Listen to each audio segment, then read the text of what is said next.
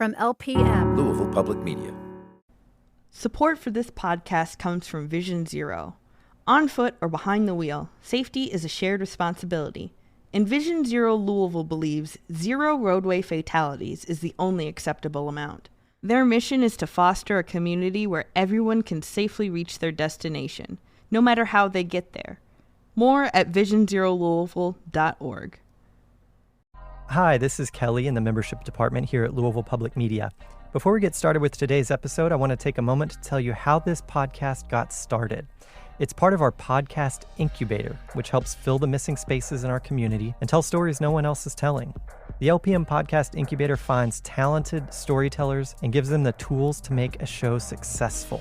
But we can only do it with your support. Donations from listeners like you provide the majority of funding needed to produce every single episode of this podcast. So please chip in $20 or $30, whatever amount you can, to help us fund this show and whatever comes next. Visit lpm.org to give now, and while you're there, check out all the podcasts available from Louisville Public Media. Thanks. You're listening to Where Y'all Really From? I'm your host, Dan Wu, and today we're going to talk about food, aka the sixth love language and the language that every Asian American speaks. And we are talking about food with Crank and Boom's Tao Green. Hello. Tao Green is the ice cream queen of Lexington. So we start the show the way we always do. Tao, where are you from? I am from Lexington and grew up in Frankfurt. My family is from Thailand. Okay, see, I didn't have to ask my follow-up question of where you're really from. Really from Thailand, specifically Chumsang in Thailand. So obviously, like we AAPI folks, we have very, very strong feelings and very strong relationships about food. What was your relationship to food growing up? Well, I was lucky enough to grow up in a restaurant, a Thai restaurant that my parents opened in Frankfurt. I did not enjoy the process at the time, but only now in adulthood do I truly, truly appreciate what a blessing that was to have my mom, who is a esteemed Thai chef, make me gourmet Thai food all the time as my regular food, and things like hamburger helper were like a treat as something different.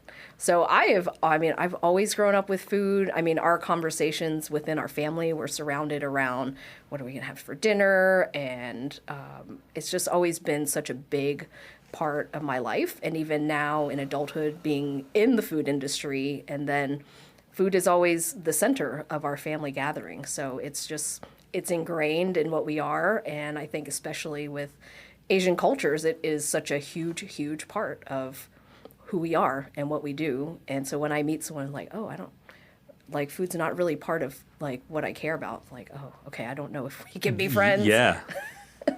The concept of love languages, I think, is a really interesting one. And in recent years, I've really thought about it as perhaps a too narrow or maybe even Eurocentric kind of concept. The 5 love languages, as we know them, are words of affirmation, touch, gifts, acts of service, and quality time. And it doesn't include food. Right. And food is literally a language I think all of our parents speak very, very fluent in. How would you describe sort of the way your parents or even grandparents kind of spoke that language? And then how has that language changed or evolved as you speak it to your children and your friends? So I would also add to that as the 7th love language is cut fruit. Its own category. Yes, because I know, my parents, we always had fresh fruit cut for us and available. And I remember Thanksgiving gathering a few years ago, and Mike, my husband, had a whole orange, and he went up to my dad and said, "What is this?" Because it's this unfamiliar thing, because we get it from my parents. Cut and ready to eat. So they have always used that as a way of expressing love. I remember as a newly postpartum parent of 2 when I was caring for a newborn, and my mom and I got in a little mini fight, which I don't even remember what it was over. And we don't ever fight, really, but, being postpartum and everyone's exhausted, we had a little snippy at each other. And later that day, nobody apologized, but my mom came up and said, "Can I make you some dinner?" And that was her way of saying, "I'm sorry," or, "I don't want to fight."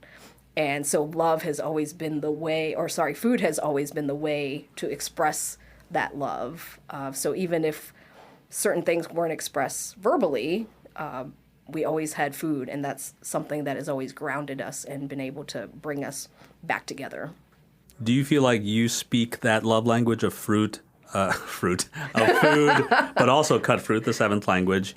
Do you see yourself speaking that in that same way to your kids? And I know your kids are young, so that's a huge part of your day is probably cutting up fruit for them. It is actually. I definitely feel, I don't make them gourmet Thai meals, but I do take the effort to cut fruit for them. So every day, they literally get fresh fruit that's cut for them every single meal. That's just part of what they eat, and that's packed on their lunch to go to school. And I really do love putting together their lunch, and I feel like me taking the effort to put it together and make that food for them is my way of telling them that they are loved and cared for.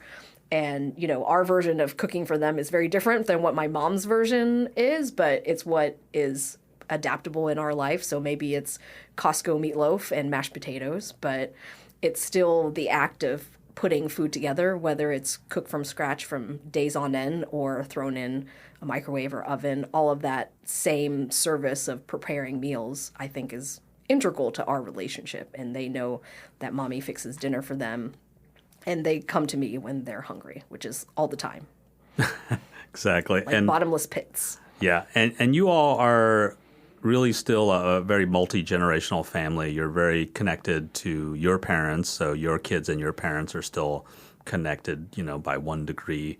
Do you feel like in a lot of ways like that's also for your parents to kind of transcend language or even cultural barriers with your kids? Like, is it food? Is food that primary language? Oh, 100%. My parents are still very involved in our kids, and they have spent, the last 5 years helping to raise our kids on a very deep and everyday kind of level, especially during the pandemic. And that they use that same love language, putting fruit together, cooking meals. My mom will make little mini orders of fried rice to order per kid. I have our little one can't do eggs right now, so she would they each got a custom mini fried rice. And Mike and I are, in the background like, where's our custom fried rice? They have become the priority. The adults can fend on their own, but that's how because my mom is the primary cook, but my dad does a lot of preparation as well. But that's how they show love. They are going to put these meals together. And even our family gatherings, we talked about, we had a birthday party, and my mom, she said, I'm going to just fix a couple things. And then suddenly we have a whole spread. Oh, there's no such thing as a couple things. Right. It started as a beef soup and then turned into 50 egg rolls and fried beef and all the things, which is fantastic. That's not a bad problem to have. My mom, when very often now I will invite everybody to our house, my in-laws and my mom, and I will make dinner for everybody. And then she will always, every single time, she will suggest, like, well, I made these couple of things. You want me to bring those? And I said, no, I'm making like a Mediterranean meal. Like those two Chinese things like don't work. Right. And she just either doesn't or won't take the hint. Yeah, that doesn't matter. No, it doesn't matter. It's just every time she asks, and then she'll say, well, I'll pack it up then for the in-laws. I'm like, okay, fine. Do what you got to do. We do. Yeah, our spread for our birthday party was chili dogs and beef soup, Thai beef soup, and egg rolls, homemade egg rolls, and deviled eggs, and a birthday cake. So it's a big melding. Nobody can resist contributing something. So it ends up being a mishmash of delicious food, and I love it. You're listening to Where Are Y'all Really From? And we are talking about food with Crank and Boom's Tao Green. Another really interesting way that I think Americans really know and kind of access Asian cultures is through food, is through Asian restaurants and Asian food. And interestingly, also a lot of their contact with Asian Americans is through the food service, which is a very interesting power dynamic of server and served, right?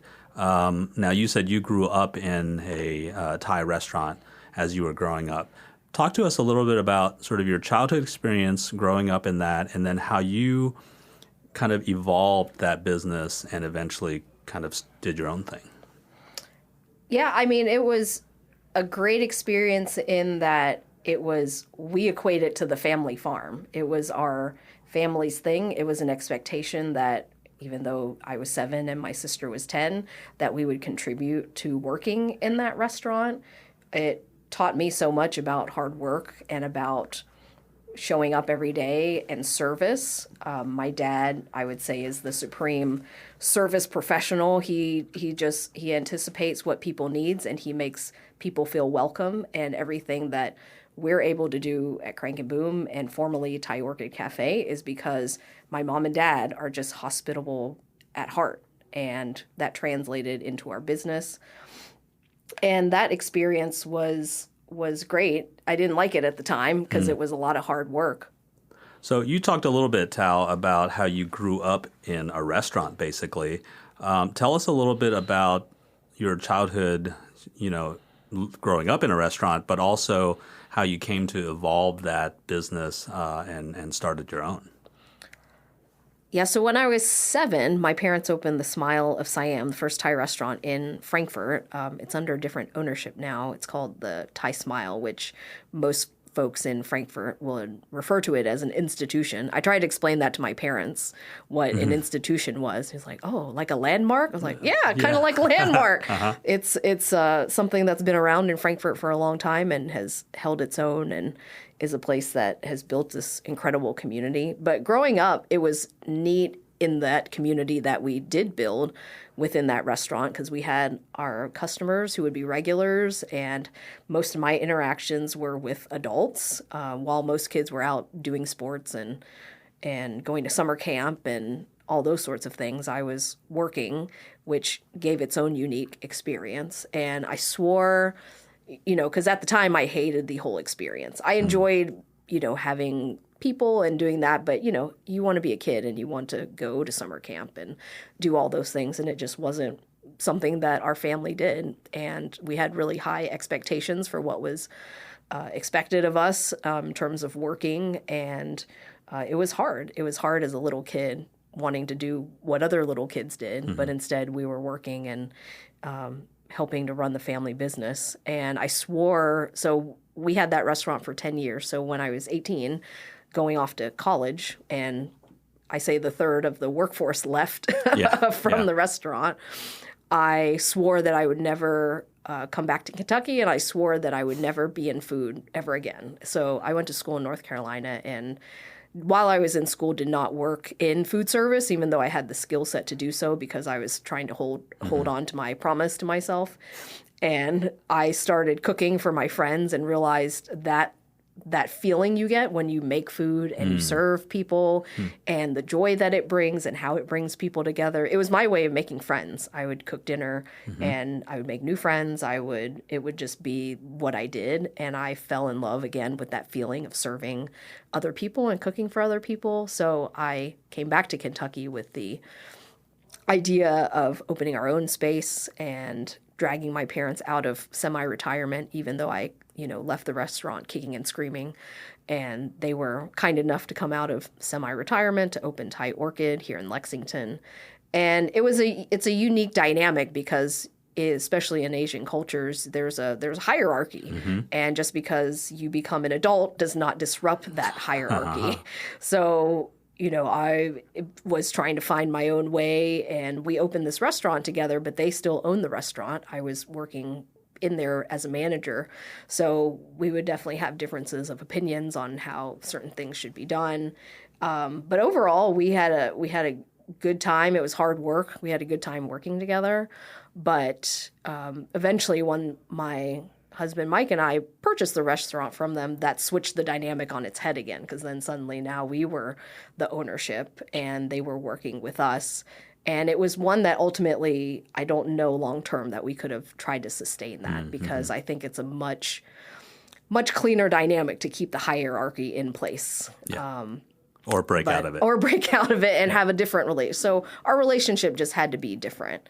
And I'm so grateful that they taught me everything that I did, that they supported me in my crazy dreams and, helped us kick off this ice cream business that we have now. But yeah, the experience has evolved, but it's always been around food, and that's always been the anchor point.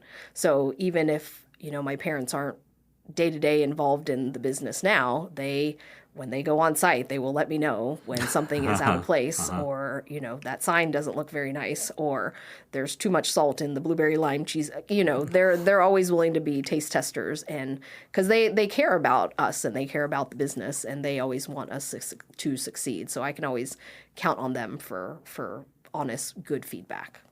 What do you think is the biggest difference between how you run a business, and you run right now a food business around ice cream, how you run a business and how your parents ran theirs? Well, I think our backgrounds are very different. So, my parents coming as immigrants, they left the whole family behind. We just have our family here in the States, and I have one cousin that lives in Pennsylvania, but I have 40 first cousins that still live over in Thailand. My mom was one of 8. My dad was one of 7. And we have our whole huge family and their whole support system that they left to come to this country. And they didn't have backup plan. And there was no, I'll just go ask my mom for money if we run out of money. There was no backup for them to survive if they couldn't make it on their own. Whereas when I opened the business with them, they were my backup plan. So if all things went south, I was pretty confident that I wasn't going to be on the street or starving or anything like that. And I think that allows someone the space to take more risks, allows someone to go in directions that someone who doesn't have a backup plan, we always felt like we could just work ourselves to success.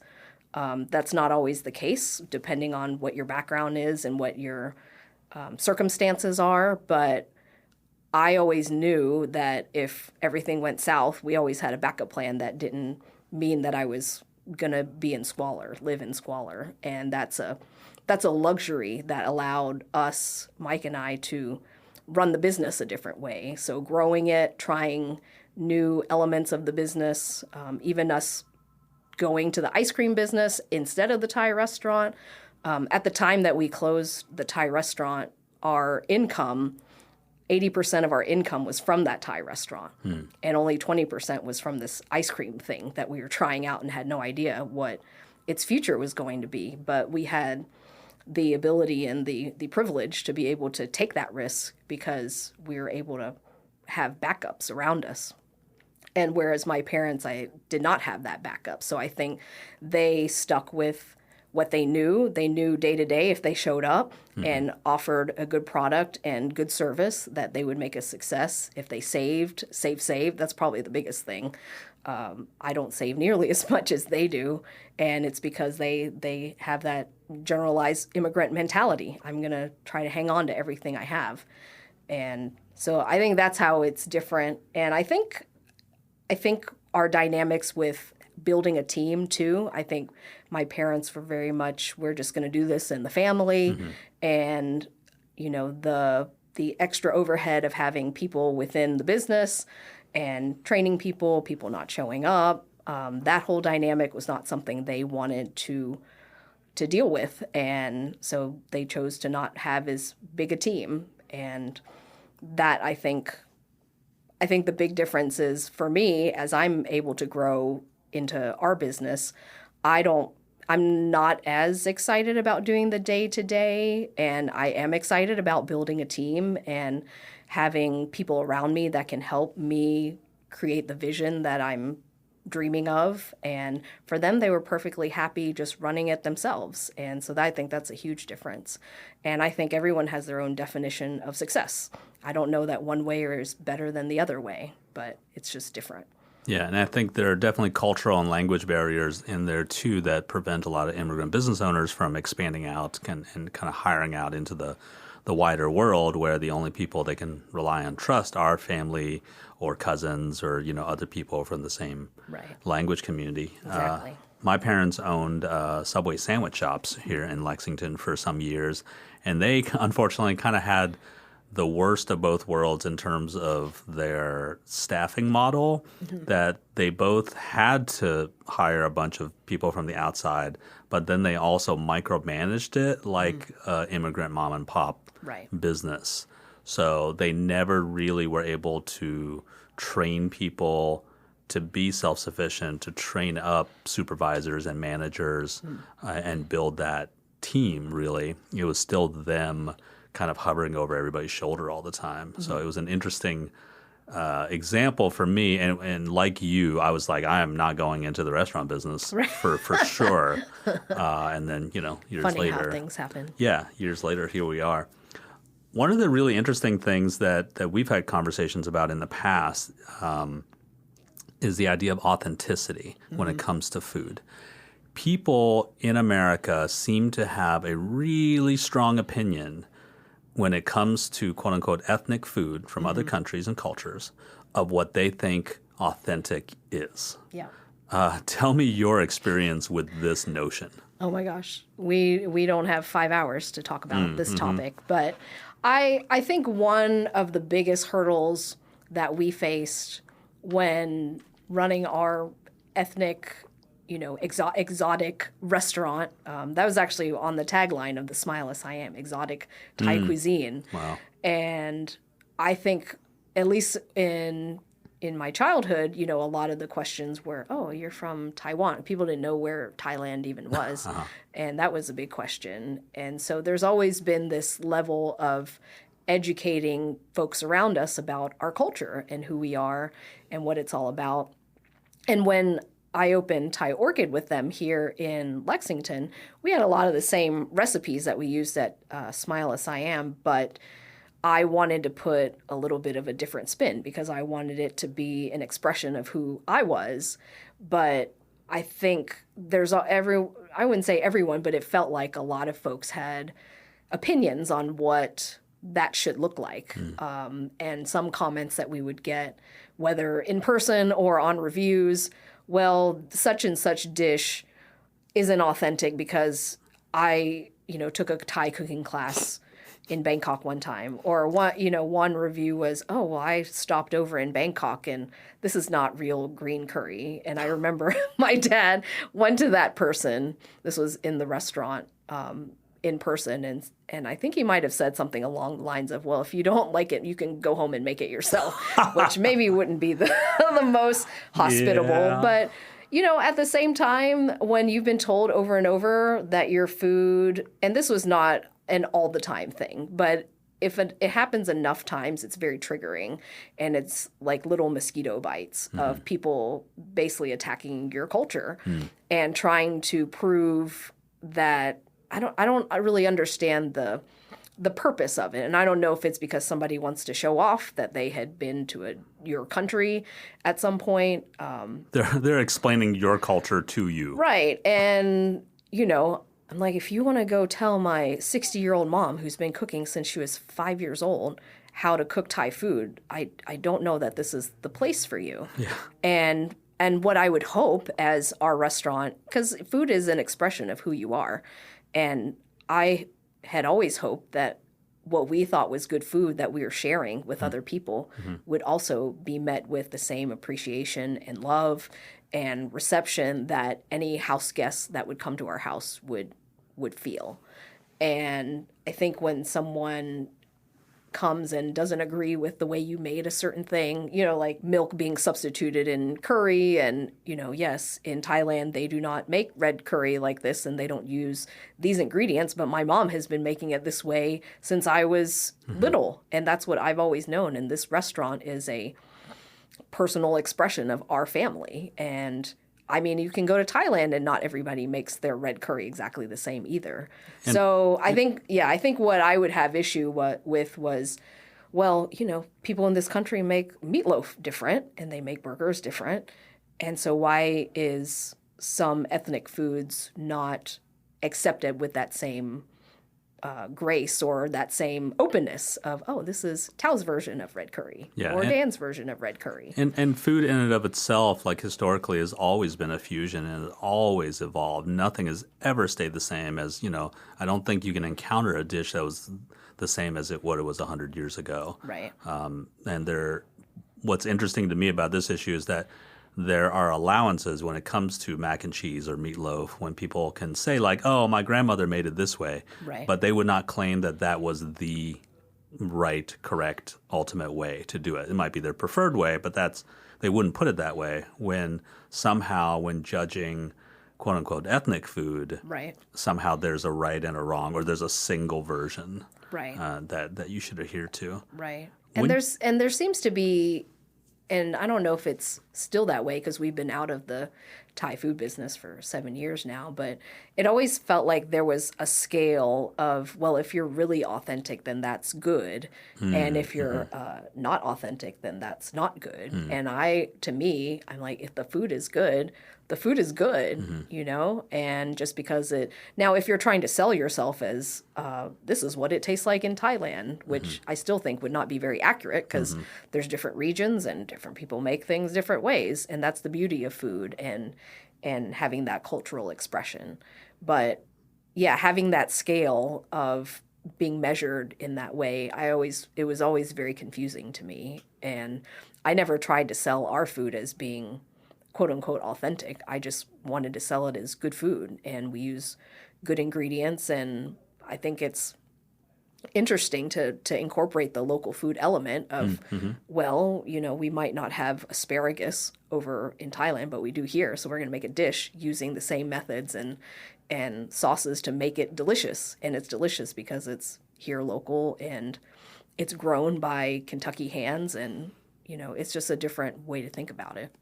For me, as a chef, as a person who cooks food, and as a person who eats and appreciates food, once I abandoned the concept of authenticity, it really made my life better. For you all, when you made the switch from the Thai restaurant to ice cream, you were no longer attached to those sort of either tropes or expectations of like that ethnic food, of that sort of culture. Did you feel a certain amount of freedom with it? Did you feel any pangs of, not even regret, but kind of, of leaving the Thai food behind? I think from a standpoint of a business that has been an integral part of my life since I was 7 years old, leaving that behind was a huge, huge shift. And I had to mourn that was that piece of our life was gone, and we are closing that chapter and trying not to associate that change with disappointing my parents, or because we worked so hard, and in my parents' eyes, they and I can't speak for them, but I would assume they probably thought, why on earth would you throw away a successful business that you've spent 9-10 years building and day in, day out and working all that time just to walk away from it? And I know that transition was a really hard time, just knowing that piece was gone. But I also was very focused on really making Crank and Boom a success, and knowing and feeling in my gut that this was going to be what our next chapter was about. And that was going to be what was going to build us into the future that we wanted. And there was a certain freedom in that, I wasn't tied to this business that is, tied to my culture and ethnicity, because ice cream is such a universal thing. It's amazing that, almost anyone can come up to me and strike up a conversation about ice cream. It wasn't the case when I owned a Thai restaurant. Not everybody would know exactly what to talk about in terms of relating to my job. And, I think folks tried real hard to find a way to connect, but it definitely was a little bit of a barrier and I feel like now, as like the ice cream lady, as some people will shout across the parking lot, it almost opened up this space for people to be a part of what we are doing. And I think there are certain challenges when you do have a ethnic type business that maybe isn't as universally known to most people as something like ice cream. On a personal level, what is, if you had to pick one, maybe I'll give you two, favorite foods from your parents that they make? Oh gosh. So my mom does make this amazing beef noodle soup that is very, I wouldn't say similar, but it's kind of the essence of a Vietnamese pho. So that's like comfort food. Oh gosh, I have a whole giant list. But if I get a second one, I would probably say mo dang, which is the red pork, like the barbecue pork that goes into buns and goes into over rice with fried egg. A little bit like the char siu, the Chinese style pork. Yeah. What is your favorite thing to make for your kids? And this could either be your favorite thing to make or their favorite request to you to make. Those kids love them some fried rice and what they call noodle and meatballs, which is just ramen to us. So taking a packaged ramen and then like jazzing it up and putting like veggies, and they don't eat the veggies, but I try, and just the beef meatballs, and seeing them slurp up that soup same way I've always slurped up soup, and seeing how much they enjoy it and that they request it almost as much as they request grilled cheese and tomato soup. Like that's proud mommy moment for me. Well, Tal Green, thanks for sitting down and talking to us about, I think, both our favorite subject, food. Food, the best. Thanks for having me.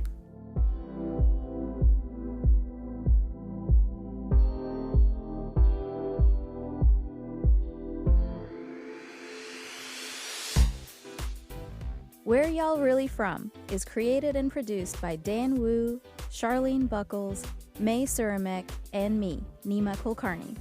Our executive producer is Laura Ellis. Our associate producer is Alex Biscardi. Kojin Tashiro wrote our theme song, and Leanne Gann created our logo. Where Y'all Really From is part of the Louisville Public Media Podcast Incubator, with support from the Eye Care Institute's Butchertown Clinical Trials. Our Lexington interviews are recorded at Radio Lex with engineering and assistance by Mark Royce. For more information and to keep in touch, visit whereyallreallyfrom.org.